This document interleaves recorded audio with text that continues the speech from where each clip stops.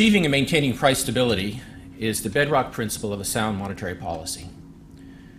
Price stability promotes economic growth and welfare by increasing the efficiency of the market mechanism, facilitating long-term planning, and minimizing distortions created by the interaction of inflation and the tax code, accounting rules, financial contracts, and the like. Price stability also increases economic welfare by promoting stability in output and employment. In particular, the marked decline in the variability of both inflation and output in recent decades, not only in the United States, but also in most of the rest of the world, is by no means an accident. A significant portion of the improved performance has resulted from the reorientation of central bank policies towards a greater emphasis on keeping inflation low and stable. These policies have helped to anchor the public's inflation expectations at a low level, which has not only helped to contain inflation, but has also given central banks greater latitude to stabilize the real economy with less concern than in the past about potential inflationary consequences. Since the inflation crisis of the 1970s, the Federal Reserve has consistently pursued the goal of price stability in the United States. And not too long ago, something remarkable happened. The goal was achieved. Core inflation measures, that is, measures of inflation that exclude the prices of the relatively volatile food and energy components, now lie in the general range of 1 to 2% a year, which, taking into account factors such as measurement biases in the inflation indexes, is probably the de facto equivalent of price stability. Attaining price stability is an important accomplishment, one of which my predecessors on the Federal Open Market Committee, or FOMC, can justifiably be proud. But this development has also forced the Federal Reserve, as well as the public, to reorient its thinking about inflation in a fundamental way.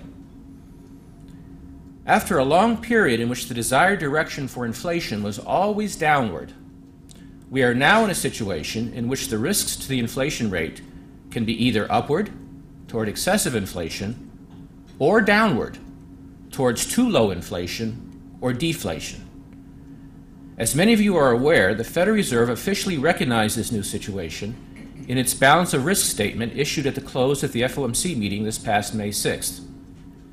That statement was the first to assess the risks to economic activity and inflation separately, recognizing explicitly that upside and downside risks to inflation could exist under varying conditions of the real economy.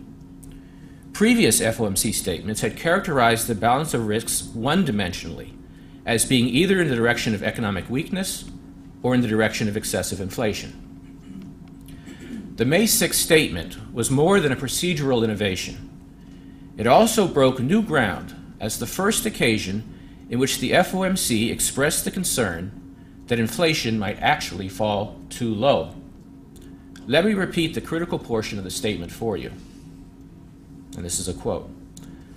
Although the timing and extent of the improvement remain uncertain, the committee perceives that over the next few quarters, the upside and downside risks to the attainment of sustainable growth are roughly equal.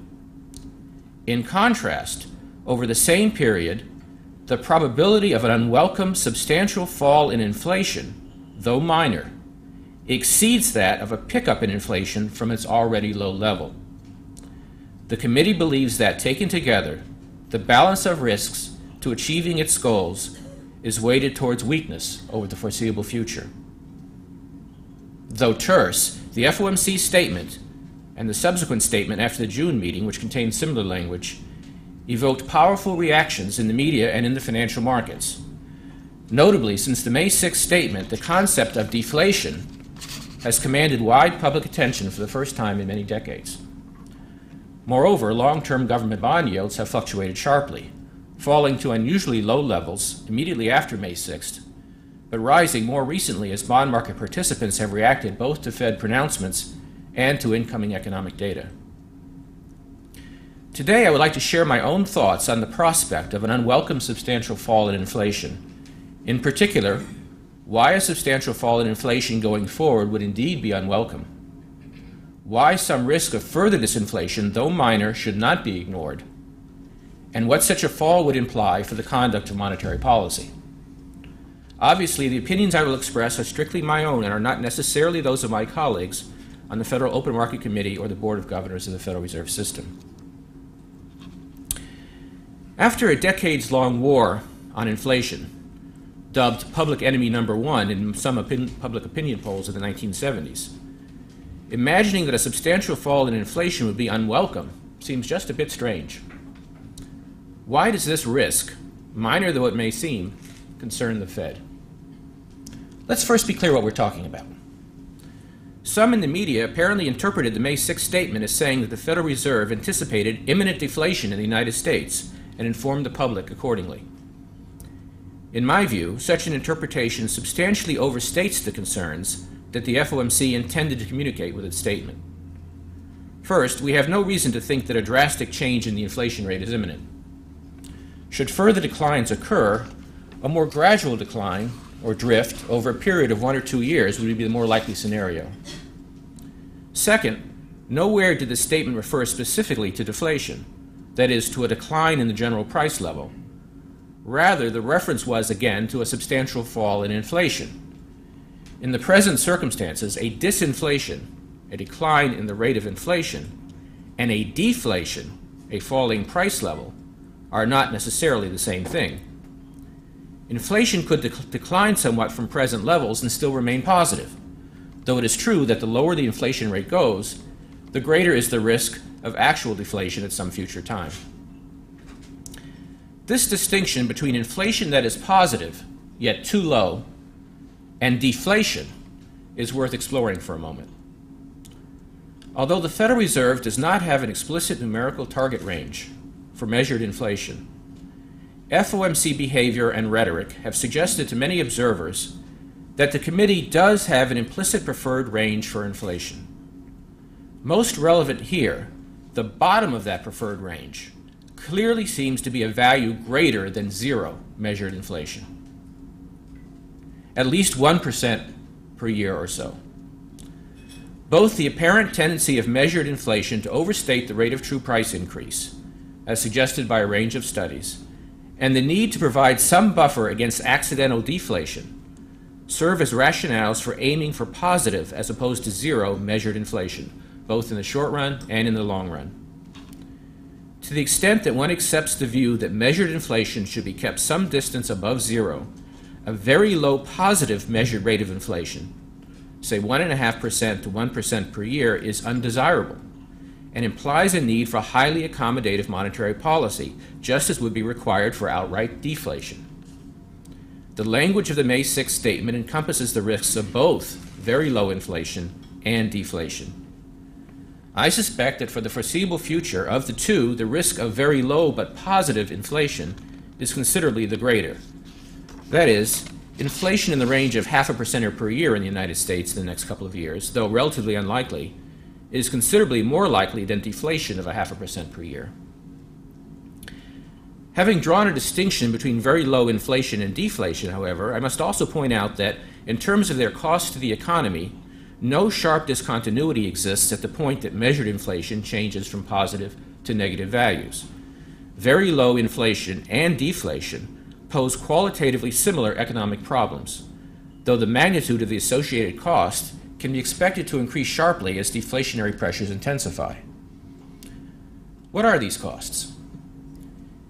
In practice, the potential harm of very low inflation, or deflation, depends importantly on the economic environment in which it occurs.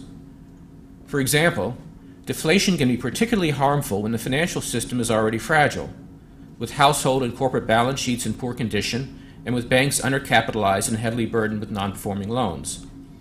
Under such circumstances, deflation or unexpectedly low inflation, by increasing the real burden of debts, may exacerbate financial distress and cause further deterioration in the functioning of the financial markets. This process of debt deflation, a term coined by the early 20th century American economist Irving Fisher, was important in the U.S. deflation and depression of the 1930s and may have played an important role in the economic problems of contemporary Japan. Fortunately, financial conditions in the United States today are sound, not fragile. Both households and firms have done excellent jobs during the past few years of restructuring and rationalizing their balance sheets. For example, households have taken advantage of low interest rates to refinance their mortgages, in the process both lowering their monthly house payments and using accumulated equity to pay off more expensive forms of consumer debt, such as credit card debt. Likewise, firms have lengthened maturities of their debts, lowered their interest-to-earnings ratios, and improved their liquidity. Completing the picture, the U.S. banking system is highly profitable and well capitalized, and has managed credit risk over the latest cycle exceptionally well. Thus, in my view, a deflation that was relatively limited in magnitude and duration would be unlikely to have serious adverse effects in the U.S. financial system. A second set of circumstances in which deflation or very low inflation may pose significant problems is potentially more relevant to the current U.S. economy. That situation is one in which aggregate demand is insufficient to sustain strong growth, even when the short-term real interest rate is zero or negative. Deflation, or very low inflation, poses a potential problem when aggregate demand is insufficient, because deflation places a lower limit on the real short-term interest rate that can be engineered by monetary policymakers. This limit is a consequence of the well-known zero lower bound constraint on nominal interest rates. For example, if prices are falling at a rate of 1% per year, the short-term real interest rate cannot be reduced below 1%, since doing so would require setting the nominal interest rate below zero, which is impossible. Likewise, the very low inflation rate of 0.5% would prevent setting the real interest rate lower than minus 0.5%. Thus, in a situation of insufficient aggregate demand, deflation or very low inflation might prevent the Fed from achieving full employment, at least by the means of the Fed's traditional policy tool of changing the short-term nominal interest rate. In the worst-case scenario, one might worry that the interaction of deflation, the short-term nominal interest rate, and aggregate demand could conceivably touch off a destabilizing dynamic. Suppose that initially short-term nominal interest rates were already near zero and prices were falling. If aggregate demand was sufficiently low relative to potential supply, deflation might grow worse as economic slack led to more aggressive wage and price cutting. Because the short-term nominal interest rate cannot be reduced further, worsening deflation would raise the real short-term interest rate, effectively tightening monetary policy. The higher real interest rate might further reduce aggregate demand, exacerbating the deflation and continuing the downward spiral. That, at least, is the theoretical possibility. Fortunately, in practice, even if the Fed's ability to influence aggregate demand was weakened by the interaction of worsening deflation and the zero bound constraint on nominal interest rates, other factors could serve to short-circuit any incipient downward spiral. First, even in the presence of deflation, aggregate demand can be raised by fiscal actions. Second, the link between excess capacity in the economy and increased deflation, essential to this story, is not hard and fast. For example, despite a decade of weakness in Japan, deflation there has remained relatively stable at less than 1% per year. It has not worsened over time as the deflationary spiral scenario would imply. Third, if inflation expectations remain well anchored, the real return expected by borrowers and lenders, equal to the nominal interest rate less expected inflation, need not rise even as inflation declines. And finally, as I've discussed in earlier talks and will allude to again today, the Fed's tools for managing aggregate demand are not limited to control over the short-term nominal interest rate, but include other channels as well. In any case, I hope we can agree that a substantial fall in inflation at this stage has the potential to interfere with ongoing U.S. recovery, and that in conceivable, although remote circumstances, a serious deflation could do significant economic harm. Thus, avoiding a further substantial fall in inflation should be a priority of monetary policy. To my mind, the central import of the May 6 statement is that the Fed stands ready and able to resist further declines in inflation, and if inflation does fall further, to ensure that the decline does not impede the recovery in output and employment. Well, what then is the likelihood of a further, possibly substantial fall in inflation? And in particular, why should we worry about further disinflation when financial markets and forecasters seem moderately optimistic about economic recovery in the United States? As a starting point, we should note that underlying inflation has declined noticeably in the past year or so.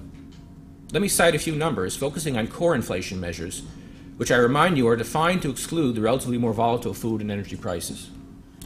According to numbers just released, inflation as measured by the Core Consumer Price Index, or CPI, was 1.5% in the year ending June 2003, compared with 2.3% in the year ending June 2002, a deceleration of 0.8 percentage points over the year. Inflation is measured by the Core Personal Consumption Expenditure, or PCE, price index, a so-called chain weight index that has the advantage of allowing for shifting expenditure weights, also fell, though less dramatically, from 1.7% in the year ending May 2002 to 1.2% in the year ending May 2003, a decline of 0.5 percentage points. These inflation rates, though declining, and they have declined a bit more in the past 6 months, remain generally above the 1% buffer zone, and it's always possible that their recent declines will prove to be short-lived. Nevertheless, watchfulness is certainly indicated. Where is inflation likely to go over the foreseeable future? Medium-term inflation forecasting is highly contentious, not least because the underlying theory of the determination of inflation continues to divide macroeconomic schools of thought, and I cannot begin to do justice to the topic in a short talk. The board staff, for example, uses an eclectic approach that includes a number of components, including data analysis, statistical techniques, a suite of econometric models, and judgment. However, much of the analytic framework used by the staff and other leading forecasters can be summarized by an expectations-augmented Phillips curve of the type implied by the work of Milton Friedman and Edmund Phelps, further augmented by measures of supply shocks, suggested, for example, by the work of Robert Gordon. This model is familiar from many textbook treatments. In addition, most variants of this model include dynamic elements in order to capture aspects of expectations formation, multi-year contracts, and other factors. According to this standard class of models, inflation in the immediate term is affected primarily by 4 factors. First, economic slack. If aggregate demand is below potential output, implying a positive output gap, the rate of increase in labor compensation and other input costs should slow. Firms should be less able to pass on price increases, and thus inflation should slow. Second, inflation expectations. All else being equal, higher expected rates of inflation will intensify pressure for increases in wages and other costs, and thus raise actual inflation. The objectives and performance of monetary policymakers over the long run are key determinants of these expectations. Third, supply shocks, such as changes in energy prices, food prices, or import prices. Some supply shocks, such as shocks to import prices other than those of food and energy, affect core inflation directly. Shocks to the prices of energy or food may affect core inflation if they become embodied in inflation expectations, or if they boost core prices indirectly by raising the cost of inputs in the production of goods and services. And finally, fourth, inflation persistence. Many economists have argued that inflation tends to be persistent or sticky, perhaps for institutional reasons related to the processes of wage determination, supply contracts, and the like. Hence, current trends in inflation can be expected to persist. Of course, this model, like any other model, will have an error term, which represents a portion of the behavior of inflation that we can't reliably explain or predict. Historically, the error terms of inflation models have tended to be large relative to the overall variability of inflation, implying that inflation is more difficult to forecast than we would like. The difficulty of forecasting inflation has important implications, as we shall see. You may have noted that I did not include money growth in this list of inflation determinants. Ultimately, inflation is a monetary phenomenon, as suggested by Milton Friedman's famous dictum. However, no contradiction exists, as the expectational Phillips curve is fully consistent with inflation being determined by monetary forces in the longer run. This point, originally made by Friedman himself, has been demonstrated in many textbooks, and so I will not discuss it further here. I only note that as an empirical matter, instabilities in money demand, financial innovation, and many special factors affecting the monetary aggregates make them relatively poor predictors of inflation at medium-term horizons. And for this reason, the role of the money supply remains implicit in this discussion. Within this framework for thinking about price dynamics, the factor most likely to exert downward pressure on the future course of inflation in the United States is the degree of economic slack currently prevailing and likely to continue to prevail for some time yet in this country. Although, according to the National Bureau of Economic Research, the U.S. economy is technically now in recovery, job losses have remained significant this year, and capacity utilization in the industrial sector, the only sector for which estimates are available, is still low, suggesting that resource utilization for the economy as a whole is still well below normal. By conventional analyses, therefore, even if the pace of real activity picks up considerably this year and next, persistent slack might result in continuing disinflation. A highly simplified, though not quantitatively unreasonable calculation may help. Let's suppose that economic activity does pick up in the second half of this year, by enough to bring real GDP growth in line with its long-run potential growth rate, roughly 3% or so, by conventional estimates. Moreover, suppose that activity strengthens further next year, so that real GDP growth climbs to approximately 4%, a full percentage point above potential. What would happen to resource utilization and inflation in this example? Focusing first on the implications for economic slack, we note this projected path for real GDP would imply no change in the output gap through the end of this year, followed by a percentage point reduction in the output gap during 2004. Given the average historical relationship between the change in the output gap and labor market conditions, known to students of economics as Okun's law, the unemployment rate would be expected to remain at about its current level of 6.4% through the end of this year, and then decline gradually to about 6% by the end of next year. This projection is fairly close to many private sector forecasts. Let's turn now to the implications for inflation. From 1994 to 2002, core PCE inflation remained in a stable range, while the unemployment rate averaged about 5%. So let us suppose, for purposes of this example, that the unemployment rate at which inflation is stable is 5%. If the unemployment rate at which inflation is stable is lower than 5%, the disinflation problem I'm discussing becomes larger. A little arithmetic shows that this scenario involves 1.9 point years of extra unemployment relative to the full employment benchmark between now and the end of the year 2004. Finally, make the additional assumption that the sacrifice ratio, the point years of unemployment required to reduce inflation by 1 point, is 4.0, a high value by historical standards, but one in the range of many current estimates. Then the additional disinflation between now and the end of next year should be about 1.9 divided by 4, or about 0.5 percentage points. So, given our assumptions about GDP growth, core PC inflation, say, might fall from 1.2% currently to 0.7% or so by the end of 2004, despite the fact that we're assuming accelerating GDP growth. The precise figures I've used in this exercise should be taken with more than a few grains of salt. But the bottom line, which would not be much affected if we played around with the numbers, is that even if the economy recovers smartly for the rest of this year and next, the ongoing slack in the economy may still lead to continuing disinflation.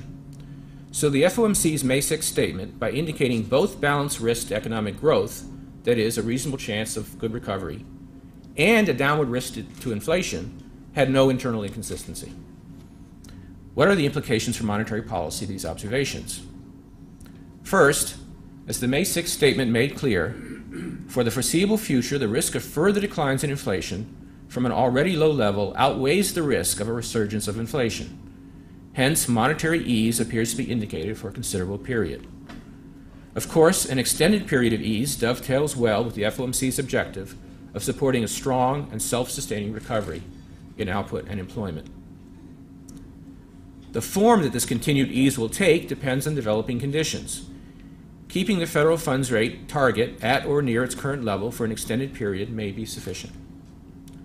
Alternatively, as Chairman Greenspan testified last week, we could certainly cut the funds rate from where it is now. In my view, though recognizing that such an action imposes costs on savers in some financial institutions, we should be willing to cut the funds rate to 0, should that prove necessary to provide the required support for the economy. Should the funds rate approach 0, the questions will arise again about so-called non-traditional monetary policy measures. I first discussed some of these measures in a speech last November. Thanks in part to a great deal of fine work by the staff, my understanding of these measures and my confidence in their success have been greatly enhanced since I gave that speech. Without going into great detail, I see the first stages of a non-traditional campaign as focused on lowering longer-term interest rates. The two principal components of that campaign would be a commitment by the FOMC to keep short-term yields at a very low level for an extended period. I'll say more about that in a moment, together with a set of concrete measures to give weight to that commitment.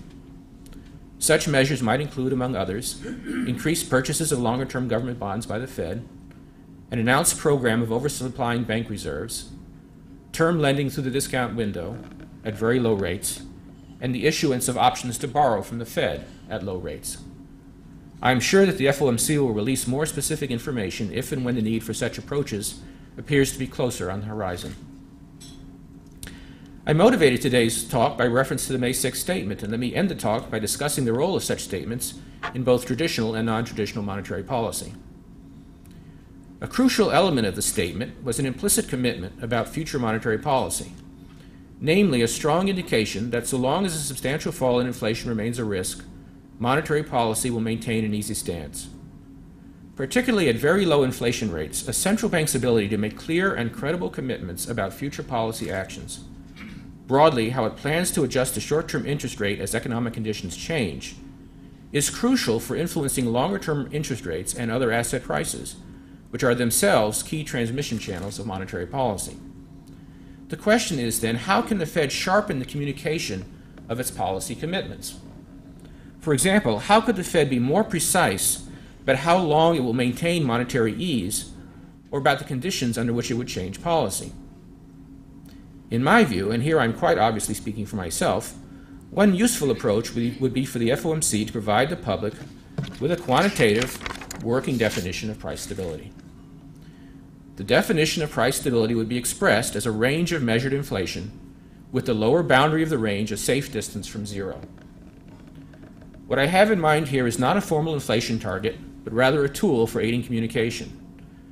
The main purpose of this quantification of price stability would be to provide some guidance to the public and to financial markets as they try to forecast FOMC behavior.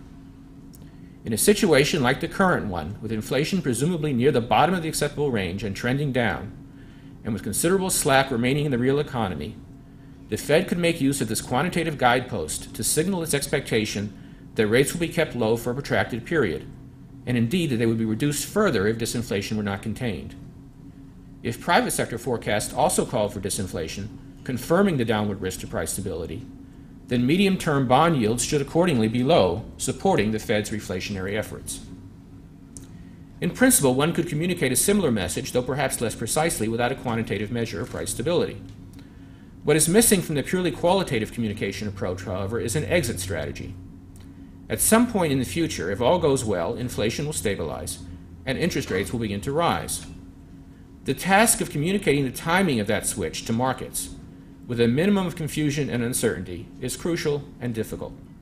A quantitative measure of price stability provides one objective basis that bond market participants could use to help forecast the change in policy stance. For example, they would know that as disinflation recedes and inflation forecasts begin to cluster in the middle to upper portions of the price stability range, the Fed would be quite likely to react. And indeed, the forecasts of bond market participants and resulting rises in private yields would help to contain inflation, doing some of the Fed's work for it. In closing, for me, the lesson of the May 6th statement was to underscore the vital importance of central bank communication. In a world in which inflation risks are no longer one-sided and short-term nominal interest rates are at historical lows, the success of monetary policy depends more on how well the central bank communicates its plans and objectives than on any other single factor. Thank you.